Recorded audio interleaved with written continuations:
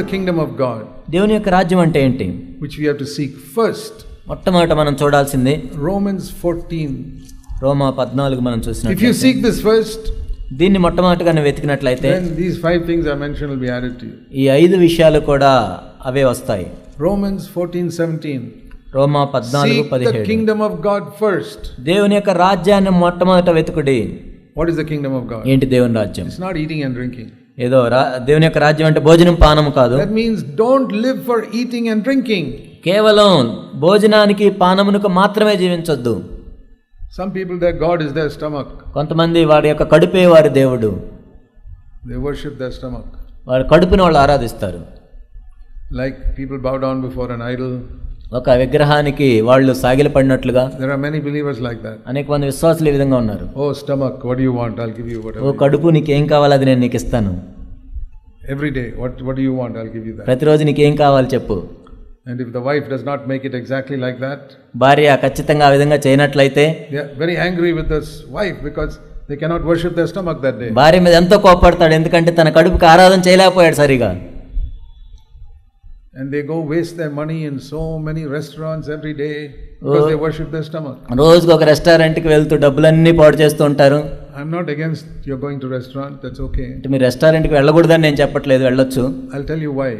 ఎందుకో నేను చెప్తాను. Because sometimes you must give your wife a holiday so you can go to restaurant. That is a good reason. కొన్నిసార్లు నీ భార్య వంట చేయకుండా ఆమెకి సెలవు ఇవ్వాలనుకుంటే మీరు రెస్టారెంట్కి వెళ్ళొచ్చు. You say, see darling, you don't cook today, we'll go to. ఈ రోజు మన ఇంట్లో ఏం వండొద్దు, మనం బయటికి వెళ్దామని చెప్పొచ్చు. But that is not why most people go to restaurant. కానీ చాలా మంది రెస్టారెంట్లకు అందుకు వెళ్ళరు. It's because they worship their stomach. ఎందుకంటే వాళ్ళ కడుపులను వాళ్ళు ఆరాధిస్తారు, అందుకు వెళ్తారు.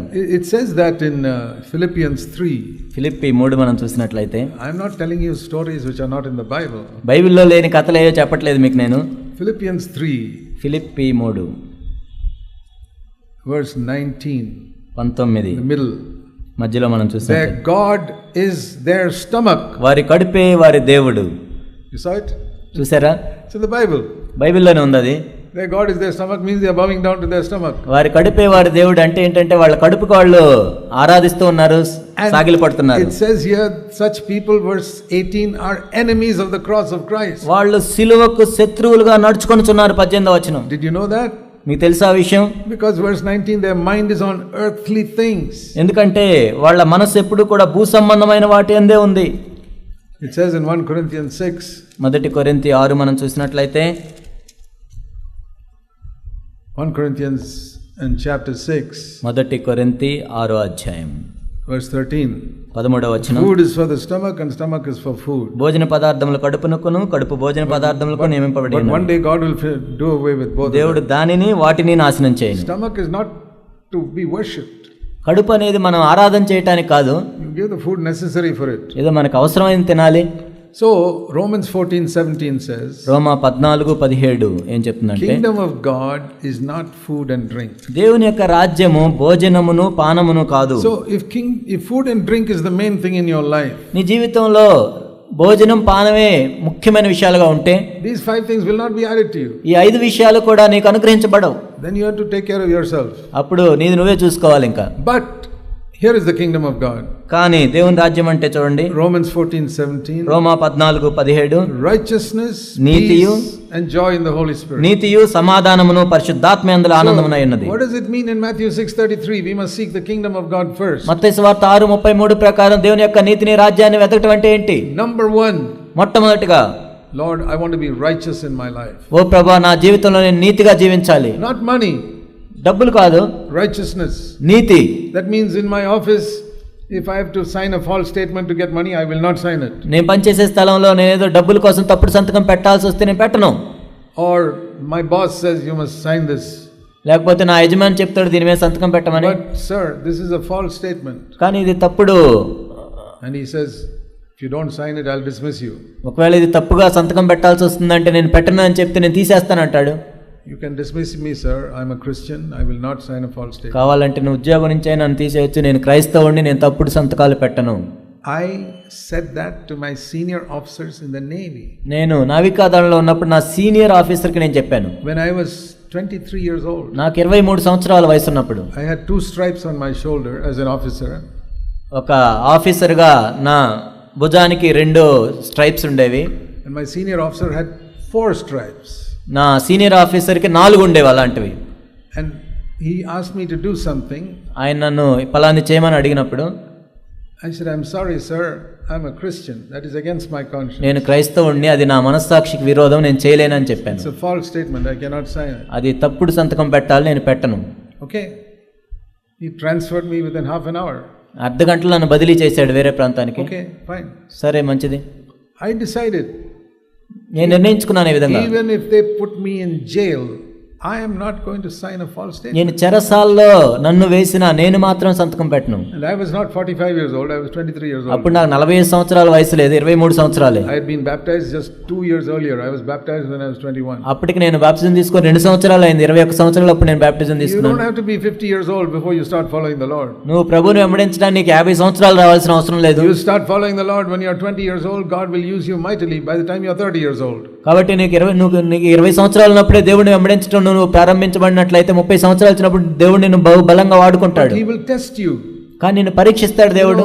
Like when they make this metal for the aeroplanes, they test the metal before making aeroplane with it. విమానాలకి మెటల్స్ చేసినప్పుడు దాన్ని వాళ్ళు పరీక్షిస్తూ ఉంటారు. Then only they can make an aeroplane with it. అప్పుడు మాత్రం విమానం చేస్తారు దాని ద్వారా. If it fails the test, they say this is too weak metal. We cannot use this for it. ఒకవేళ పరీక్షలో అది ఫెయిల్ అయినట్లయితే దాన్ని ఉపయోగించరు. So God is testing young people. కాబట్టి యవ్వనస్తుల్ని దేవుడు పరీక్షిస్తూ ఉన్నాడు. Will you be righteous in your life? నీ జీవితంలో నీవు నీతిమంతునిగా ఉంటావా? You will not do what is wrong. తప్పుడు విషయాలను చేయకుండా. It is not only once.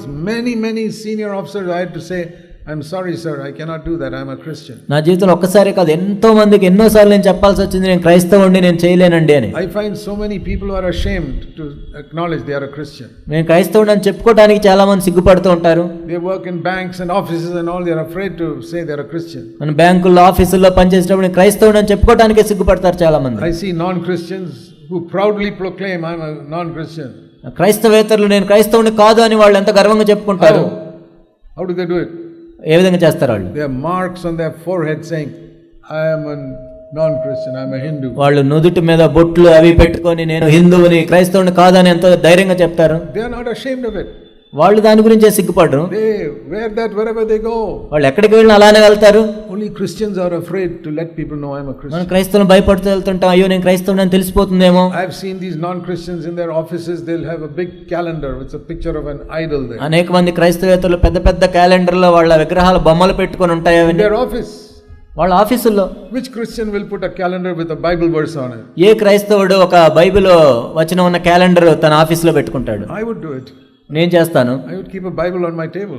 నా టేబుల్ మీద బైబిల్ పెట్టుకుంటాను. I'm not ashamed. I'm a Christian. నేను క్రైస్తవుడిని, నేను సిగ్గుపడాల్సిన అవసరం లేదు.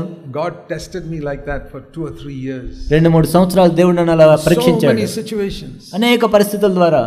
And then when I was 24 years old, నాకు 24 సంవత్సరాలు వచ్చేసరికి He called me to serve Him. దేవుణ్ణి సేవ చేయటానికి నన్ను పిలిచాడు. It's like I was selected for something very important. కాబట్టి ఎంతో ప్రాముఖ్యమైన దానికి నేను ఏర్పరచబడ్డాను. It's quite likely that God wanted to select some of you, but you failed the test. కాబట్టి మీలో కొంతమందిని దేవుడు అలా ఏర్పరచుకోవాలనుకున్నాడు, కానీ మీరు పరీక్షలో ఫెయిల్ అయ్యారు. How hard people work to get entrance into IIT or medical college or some big job. కాబట్టి ఐఐటి, మెడికల్ కాలేజ్ లేదా పెద్ద ఉద్యోగం సంపాదించడానికి ఎంత కష్టపడతారు పిల్లలు. How about qualifying to be a true disciple of Jesus Christ? మరి యేసుక్రీస్తు ప్రభు యొక్క నిజమైన శిష్యునిగా ఉండడానికి ఏంటి అర్హత? Lord, I will seek righteousness always in my life. ఓ దేవా, నా జీవితంలో ఎప్పుడూ కూడా నేను నీతిని వెంబడిస్తాను. I will not bend even slightly. కొంచెం కూడా నేను వంగిపోను. 100% straight. 100% నేను నీతిగా ఉంటాను. Okay, you may not get a promotion. ఒకవేళ నీకు ప్రమోషన్ రాకపోవచ్చు. You may not get an increment. లేకపోతే ఒక ఇంక్రిమెంట్ నీకు రాకపోవచ్చు. You honor God, God will honor you. దేవుడిని నువ్వు గణపరిచినట్లయితే దేవుడు నిన్ను గణపరుస్తాడు. It's wonderful. ఎంత అద్భుతం అది. When you honor God, you don't get so many things that other people get. కాబట్టి దేవుడిని నువ్వు గణపరుస్తున్నప్పుడు వేరే వాళ్ళకు ఉన్నాయి నీకు అనేక విషయాలు లేకపోవచ్చు.